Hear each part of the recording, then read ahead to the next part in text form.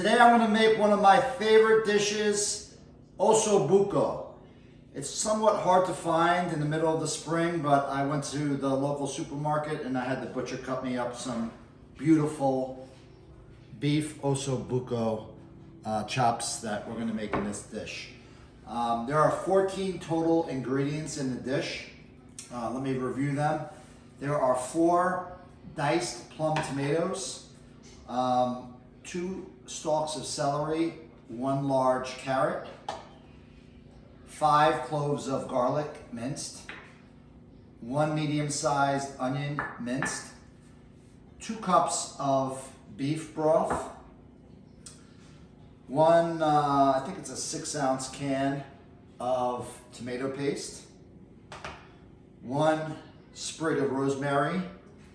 We have a bushel of parsley that we'll sprinkle in there. This is half a cup, a little bit more of white wine. And then we have a pound and a half of hot sausage. We have 4 sausage links. I took 2 of them and I made a patty out of them. So that's the next ingredient. I have a homemade lamb patty that I made. And I have the beef Ossobuco. So let's get started. I have the pan preheated. I'm going to sprinkle a little, I think I mentioned the olive oil. We need a little olive oil. I'm going to sprinkle a little bit of the olive oil in the pan here. And the first step that I'm going to take is to season the Ossobuco. A little pepper and salt on both sides. And my first step is to braise these and get them brown. And then I'm going to cook the rest of the vegetables and make it really, really nice. There we go. Some salt. Bring out the flavor of the beef.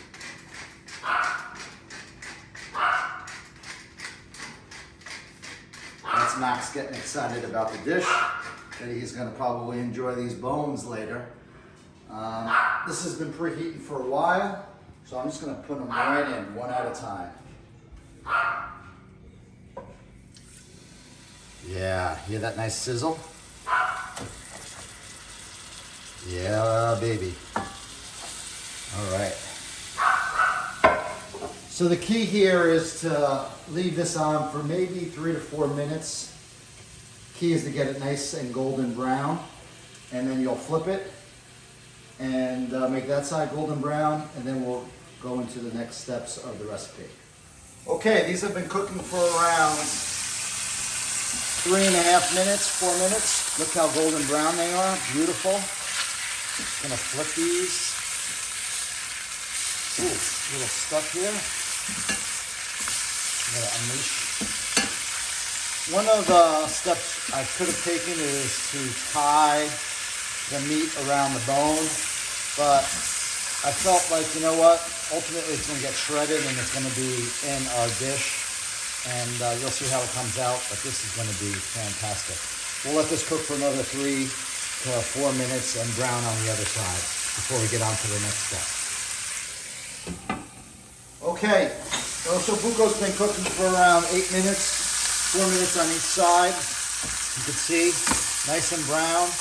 We're going to take these off and just let them rest while I prepare the rest of the dish.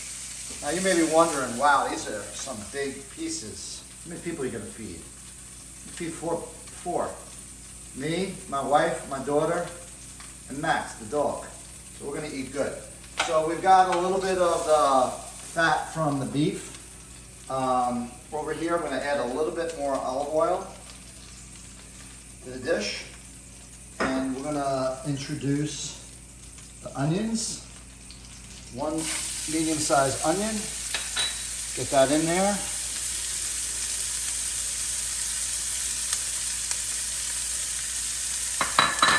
This is around 5 cloves of garlic. Put that in there. And I like to get my wooden spoon and mix that nice and evenly, and marry the onions with the garlic along with the oil and some of the beef. fat that got rendered in here. And next, we are going to add the carrots and celery.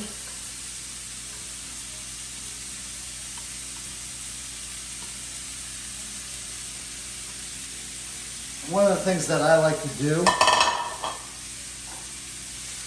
spread this out evenly. And you can see as it gets a little bit translucent and sweated down, it's taking off some of the beef burn off of the chubbin over here. All right. Now for the next ingredient. What I like to add is the half a pound of lamb. And I just break it up, and really you want to just brown this inside the dish. I make this from boneless leg of lamb through a grinder with rosemary, salt, pepper, garlic. It's my own lamb patty that I make. Ground lamb is a little bit difficult to find unless you've got a great butcher. And this is basically just 2 hot Italian sausage links that I took out of the case, and I'm going to add this to the dish as well. This is almost like a bolognese sauce, but we're going to have the beef ossobuco in there as well. All right, so you're going to just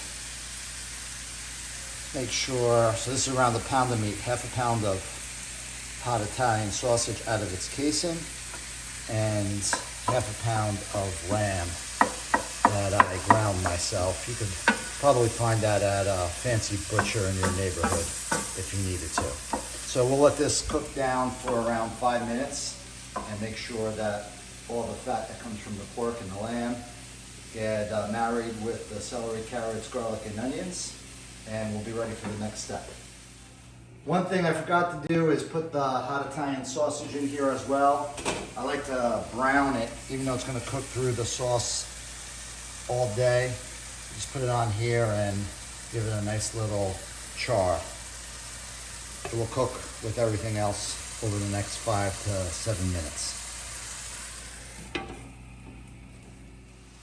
Okay, the ingredients have been married. We've got the carrots, the celery, the onions, the garlic, the lamb, the hot, spicy pork, the sausages. And you can see a lot of the juice has evaporated. So the juice has pretty much deglazed a lot of the stickiness. I'm going to take the half a cup of white wine. I'm going to spread that around the dish. And that will add some nice flavors to the dish. It will help release the flavors of the pork and the lamb into this dish. And it's going to really be nice. I mean, this is going to take probably 3 to 4 hours to slowly cook, but the beef will become shredded. And you put that over a plate of pasta and it's going to be delicious. So next step, I'm going to take the can of paste and I'm just going to put it throughout the dish here.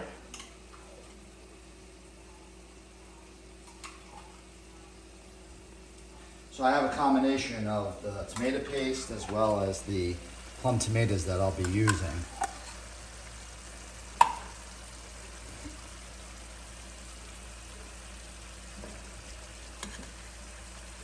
All right.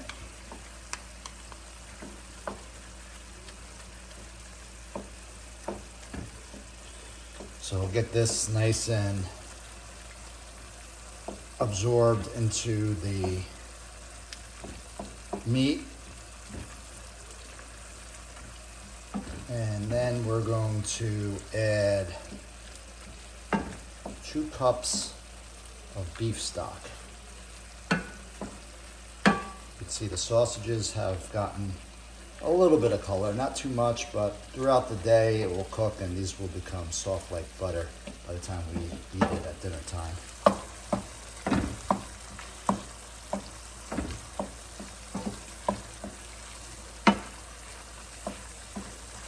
Okay, next step is to take the 2 cups of beef stock and just add that slowly to the dish. I'm just going to mix this slowly, get a little bit of the paste off the spoon, and I'll use the wooden spoon the rest of the way. You can see that that's come out to be almost like a nice red gravy. And it's only going to get better. It's only going to get better. What I'll do now is I'm going to separate these sausages to the 4 corners. And I'm going to take my sprig of rosemary, which I chopped up, and I'm going to generously spread that throughout the dish. And then I took about half of the parsley that you saw, and I'm going to spread that throughout the dish. And this will cook throughout the day, and it'll just be a nice, beautiful aromatic flavor of rosemary, a little hint of parsley, and it's going to be delicious. So the next step that I'm going to take on here is I am going to reintroduce the beef ossobuco to the dish. So we'll place one here. We're going to place one right over here. And we're going to place the third one right there. Let me just get that sausage out of the way so good. Now you can see there's not really a lot of room for the tomatoes. I'm just going to put the rest of that beef broth in there. I could do one of 2 things: not add the tomatoes, or transfer this into a larger pan so I could cook it all day. I'm going to make a game time decision on what I'm going to do in the next 15 minutes. Right now I'm just going to let this simmer in this little pan for the next 15-20 minutes, and we'll make a call on whether or not we're going to introduce those tomatoes into the dish. And we're going to bring the heat down from high all the way to low, and this is just going to simmer for several hours on the stove. And you need to check it and make sure that nothing is sticking and nothing is burning, but for the most part this will be a nice slow cook, and this ossobuco will become nice and shredded throughout, and it will be phenomenal over some pasta. Okay, I ended up transferring to a larger pan to accommodate not only the meat, but I also want to add the 4 plum tomatoes to the top. I'll mix that in, and that will simmer very nicely over the next several hours with the rest of the sauce that I made. Okay, our ossobuco has been simmering for a little bit over an hour. I just turned them over. You can see the beautiful, nice, thick, rich color of the ragu. And I'm gonna take a nutmeg. I didn't mention this earlier, but I'm gonna take 1 nutmeg, and I'm gonna just grate it into the gravy here. And this will just add a very, very nice flavor to the dish. And over the next couple hours, it'll just blend in with the meats and the vegetables and the carrots and the celery and the onions and the garlic and the tomatoes and the beef and the sausage and the pork and the lamb, and it's gonna be delicious. So you get the idea. I'm gonna take this entire nutmeg and I'm going to just grate it into the dish and mix it through the sauce and let it continue to simmer. Okay, the ossobuco has been cooking for around 4 hours in this beautiful gravy. And right now I have some sweet potato gnocchi, homemade, that my daughter and I made, that we're gonna use to make this great dish. Here we go. So here we go with 1 piece of ossobuco, plating it. Oh boy, this is gonna be good. I definitely made more than we're gonna be able to eat tonight or tomorrow night or the night after that, but it's gonna look good. It's gonna look really, really good. Oh yeah.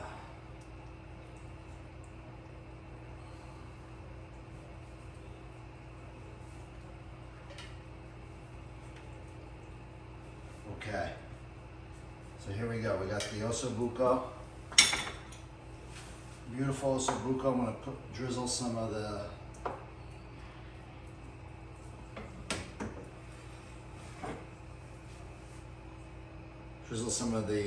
bolognese sauce on top of it, and we're gonna put the sweet potato to complement this dish and make it very, very nice.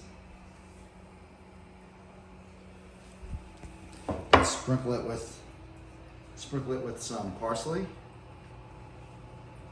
Oh yeah, just like in a restaurant. And what we're gonna do here, I'm gonna add a couple more pieces of meat to the dish, some sausage.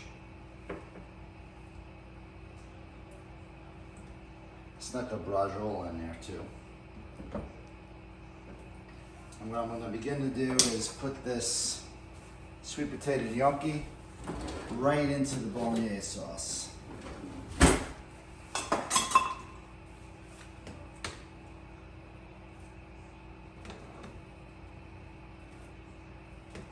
Here's the Ossobuco that's been cooking for 4 hours, super tender. Sweet potato gnocchi with the bolognese sauce, and I'm about to give it a try. You got the bone here, the marrow got immersed in the sauce and the bolognese. It's very, very rich and delicious. You can see the Ossobuco is very, very tender. You don't need a knife to cut it. I'm gonna try it out.